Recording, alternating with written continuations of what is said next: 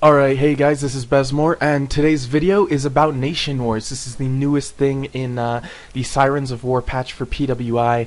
It is awesome. So yeah, I'm just gonna get straight into it. Here's how it is. The map, there's this huge map. It's divided into 4 nations. The 4 nations each have a certain amount of lands, and you can move between the lands and fight over them with other nations. And the way you fight over them is in the battle instance, which is what you're seeing right now. And the battle instances are capture the flag, which, so yeah, right now what you're seeing is I am picking up the flag. And the way it works is first team to 20 points wins. Picking up the flag is worth 1 point. Scoring the flag is worth 10 points, so it takes 2 flag caps to win. And basically, you get your movement crazy slowed when you pick up the flag. So this was the first, my squad, like, and here's the map, by the way. This is the battle instance. So anyways, you get really slow. So ideally, to cap flags best, you want to do barbs, Vinos that have the human form, movement speed shift thing, where they just keep swapping and they can run really fast, or BMs, and then maybe assassins. Those are the best flag cappers. Now, to find out where to cap the flag, you can open your map and it'll highlight if you're supposed to go north or south, but basically it's offense is one side, defense is the other side. So if you're going into an enemy nation's land, you are offense, and if not, you're defense. Now, right below my genie, you see the scoreboard here. So each nation has an icon. We're Frost Nation, as you can see above my head. So we're that darker head icon on the right side. So it tells you how many players are in the instance. There's 0 from the other nation, 11 from ours. It tells you the score underneath. And so basically, first to 20 wins, and that's how it works. So I'm just going to crazy put this at 400% speed, because watching a psychic walk at 0 meters per second is boring. I just want to show you guys what the flag cap looks like. So, that's basically how the instances work. Now, if a flag cap gets killed by enemies, what happens is the flag drops, nobody can pick it up, it just resets. So after a certain amount of seconds, it spawns. And if you look at that map, there's 3 places it can spawn: middle, east, or west. So if it's an empty instance and you have 3 people in it, just have one guy stand at each one, and then first one to see it, pick it up, run it, end the instance. And when you end the instance, you get teleported out, and then you can go to a new instance. So that's how Nation Wars, the basic idea. There's battle instances that are capture the flag. They're all PK enabled. When you get killed in it and you respawn, you get free buffs and a temporary immunity, which is kind of nice. Yes, you can leave battle instances early, but there's a problem with it that I will discuss later. Or not problem, just a reason not to do it. So anyways, I think I'm going to skip to a clip where we win, just so you can see what happens. When you win or lose, there's you get ported out of the instance. It takes about 4 seconds, I think it is, or 10 seconds. It's 10 seconds out. So yeah, here comes our Vino. Our Vino has the shifting speed buff. So there's a victory. We get the 10-second instance timer coming up here, and then we get teleported, and you have to decide where to go. And any place on the map, once you'll see the map in a second here after I pull it up, but basically any place there's a circle, a gray circle, that means there's a battle occurring. So you see all these circles with the swords, there's battles, and as you can see, there's a travel time between distances. Like moving from one land to the one right next to it can take about 20 seconds.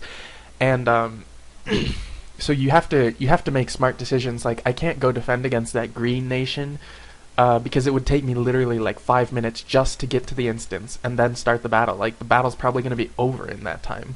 So you have to be aware of your travel time, and where you're sending your people is really important. So this is what it looks like as you travel. You got your little guy icon, and when he reaches the place, there's like a 4-second teleport into the battle instance. And then in between like battle instance and this travel mode, you get these like random places.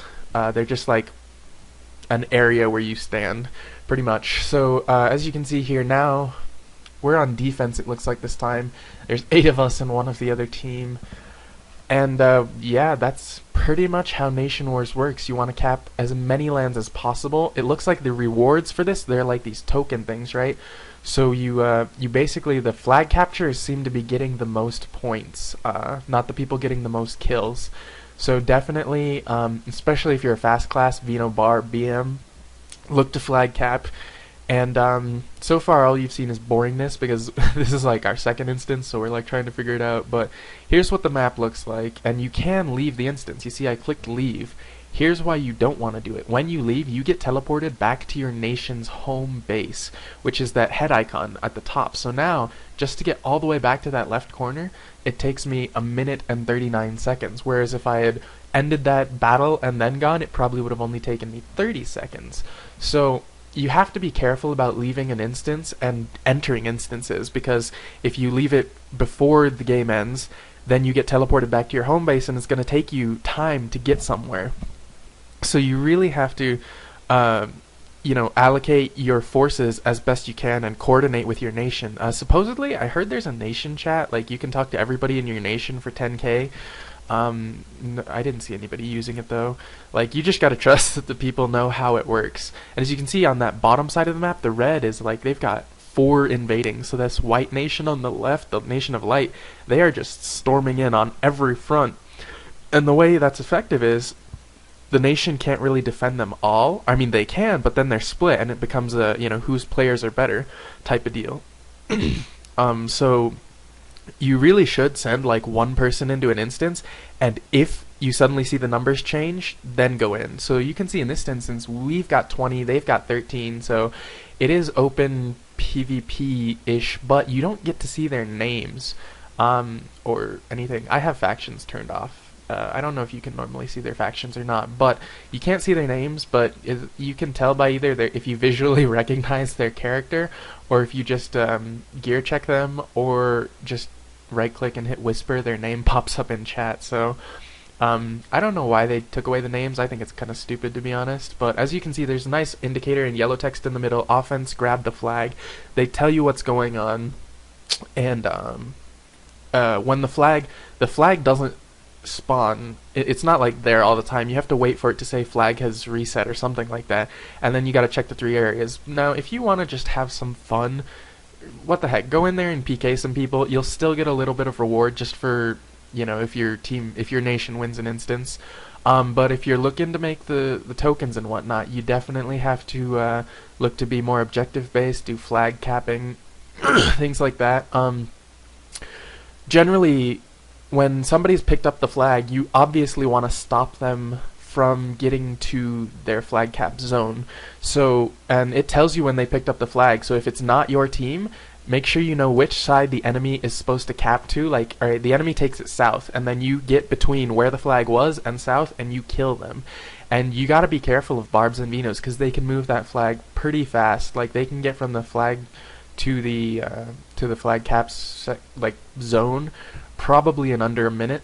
And anti-stuns, and if they've just got a bunch of BMs sitting there stunning you as you're trying to chase the flag capper, they're gonna get it, and you only get 2 chances. If they score twice, it's GG. So yeah, there is that. The rewards for this are great. Like, you can trade the tokens you get for raptures on a 1-to-1 ratio. And they say that the maximum you can get is about 540. So that's like, you can spend 2 hours PKing and having fun and come out with 500 raptures or something, which is just flat out ridiculous. What PWI basically did is they made PvP and farming the same thing. You get to go in, kill stuff, and get stuff out of it. I think it's ingenious. I had a ton of fun playing Nation Wars.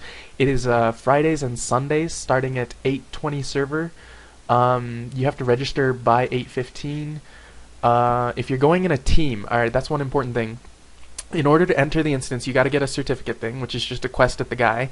And then once you've got the certificate, your team, if you want to stay in the same nation, your whole squad has to enter as one, and so you all have to be at the same NPC.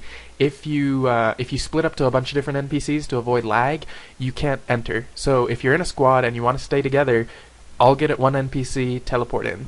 And it's the squad lead that teleports you in, I believe. So yeah, that's my overview of Nation Wars. It is PK and farming brought together. It is awesome. It's fun. You should definitely try it out. And yeah, I think that's pretty much all I had to say. If you've got questions about it, like I said, this is the first time it was available on PWI, so it's still experimental. But from what we saw, flag capping gets you the most. And go have some fun, guys. I hope to see you guys Sunday.